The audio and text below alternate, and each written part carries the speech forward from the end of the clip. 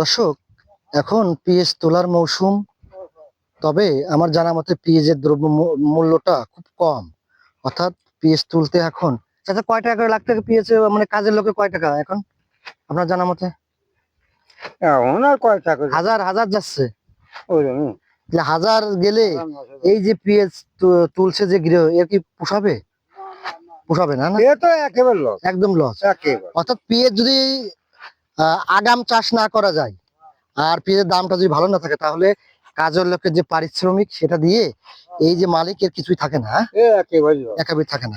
আবার একেবারে লস। আচ্ছা, আপনি কি কাজে আসছেন না এমনি বাড়িতে সাহায্য করছেন? এই যে গোলাম তুলে দিচ্ছে, গরুটা না আছে। আচ্ছা আচ্ছা আচ্ছা, এই অবস্থা না?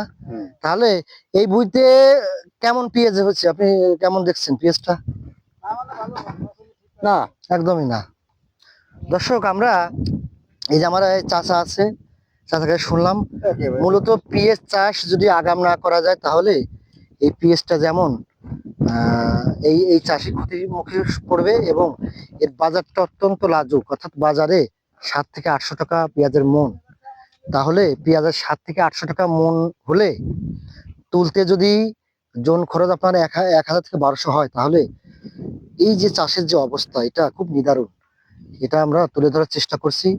তবে আপনারা দেখতে পাচ্ছেন মাঠে প্রচুর পেঁয়াজ তুলছে। অর্থাৎ এই যে বৃষ্টিটা হয়েছে, বৃষ্টিটা যদি আরো 1 সপ্তাহ পরে হতো, তাহলে মনে হয় একটু কৃষক বেঁচে যেত।